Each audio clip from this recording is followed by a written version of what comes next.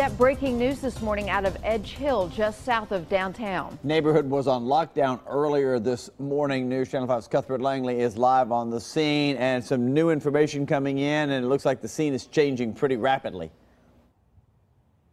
Steve, it has changed very rapidly. An hour ago when we were live on the regular channel at 6 a.m., you saw very heavy police presence. You heard helicopters in the sky. You saw officers with their guns drawn. Now it is a completely different situation, but we are learning more about what happened here and to cause that massive scene that pretty much locked down this area of Edge Hill right around Rose Park. Let's take a look at video from the scene from earlier. Police tell me this all started from an early morning call for shots fired here in this area. Officers reported out there and they didn't see anything, so they left. When a news crew came out to film the area, a photographer there said that he felt threatened and saw a man with a gun. He left and called police, so officers then came back out here. It was that second time when they were in this area that they heard shots fired in the area, so that's when you saw that massive police presence you're looking at right there. They were trying to track down this suspected gunman, so to speak. They went door to door. I did speak with some officers as they were basically trying to find this person, and they were knocking on doors to see if they could find out where this person was hiding out, but they never did find anybody. So there still is a lot of confusion about this, but the good news here is officers were not fired at, they were not targeted, and nobody was injured. But there still is nobody in custody and no description of who police are looking for at this point. Again, you see behind me, it pretty much has cleared out without, of course, the occasional patrol car just driving around here to make sure the situation is okay. But again, it appears officers were not targeted out here, and the search still is on for this person who was firing shots this morning. So we're hoping to learn more details, and we'll bring those to you coming up in just a bit. But for now, we're live here in Edge Hill. I'm Cuthbert Langley, News Channel 5 HD. Cuthbert, thank you for the update on that. And right now, let's get your Wednesday forecast from Leland. All right, thank you much. Right now in Nashville, we are under a mostly cloudy sky. Sky 5 right now making their way back to the airport this morning, but there you see the cloud cover around the airport, and that's what we're seeing over most of the area as we begin the day. But we are dry for that ride into work or school. Here's a check of what's happening right now in Nashville. We have a current temp of 70 degrees. Dew point right now is at 68, so it's a muggy start to the day. On radar, nothing going on over the Mid-South at this hour. As we show you the temps now, the numbers are primarily in the 60s out there. Couple of spots right at 70 degrees. But for today, look for a high of 85 and a southwest wind at 5 to 10. More weather coming up in a moment, but right now Dave is here with 5 Live traffic. Leland, have an injury crash working right now down on the south side in Creve Hall here at the south end of Radnor Yard, Harding Place and Trousdale Drive.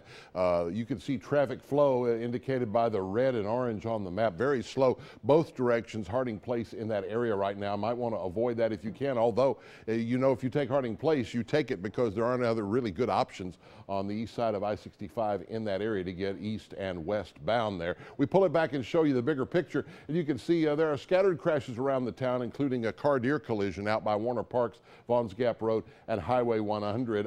Some other minor crashes, also a crash out towards the dam there near Stewart's Ferry Pike on I-40. We go to the TDOT SmartWay camera in that area. They've moved the crash to the right shoulder, as you can see, but traffic already bogging down and slow in that area because of that activity. And once the blue lights get there, we expect that that right lane will be blocked off and things will get even slower coming in from the east side on I-40. Another TDOT SmartWay camera shot lets us see the southeast side, I-24 at Harding Place. The collision off on the right shoulder there has been moved away, so traffic flow is pretty much as it was, which is to say this is the best you're going to see all the way from here to Smyrna. The further southeast you go, the more jammed up 24 westbound is at this time of this Wednesday morning. That is 5 Live traffic. 7:04 is our time right now. We head to the news with Steve and Amy. All right, Dave, thank you very much. And some more breaking news we're watching this morning. 2 people in the hospital after a violent home invasion. Police tell us there were 3 people inside a home on Valeria Street around 2 o'clock in the morning when a couple of guys kicked in the front door. At least one of them started shooting, hitting 2 of the men inside. One of the victims is fine. The other one, though, in critical condition. A third person, a woman, was in the home. She was not injured. The police dogs were brought in to try to track down those suspects, but even the dogs came up empty.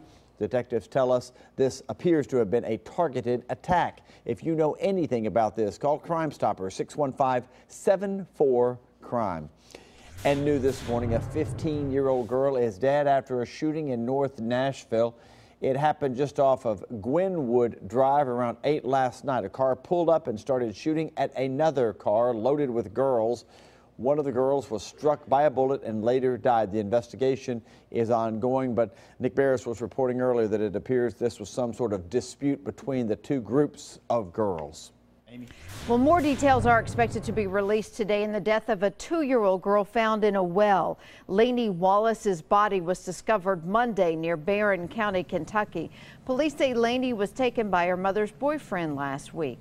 Right now, Anthony Barber is not charged in connection to the little girl's death, but that could soon change once autopsy results are released. We're told results could come out sometime today. Lainey's death has shocked the small town of Temple Hill, where she lived. I'm hoping she didn't suffer. Yeah, I really do. I mean, you think about them things, you know. I mean, what was she going through? A woman claims that she was held against her will by Barber just hours before his arrest on Monday afternoon. She told police that he claimed Lainey had accidentally fallen. We now know the name of the man found dead at Center Hill Lake. Justin Roper was swimming when he disappeared Friday night. Monday morning, the body was found near the Holiday Haven boat ramp area. No foul play is suspected.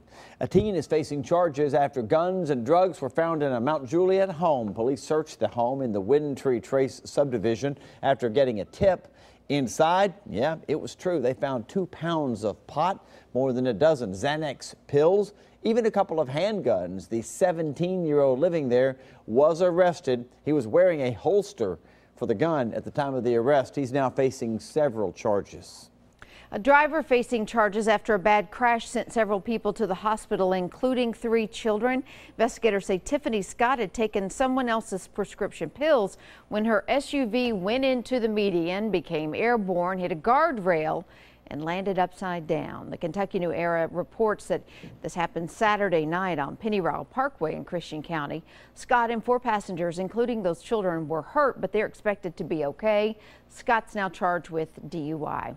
More than 2,000 state employees are being offered a buyout from Governor Haslam's administration. Letters went out last week, but because of Memorial Day, some of those workers didn't get their notices until yesterday. The buyout is for those in the executive branch who've worked for the state for at least 5 years. The deadline to apply for the buyouts is on July 17th.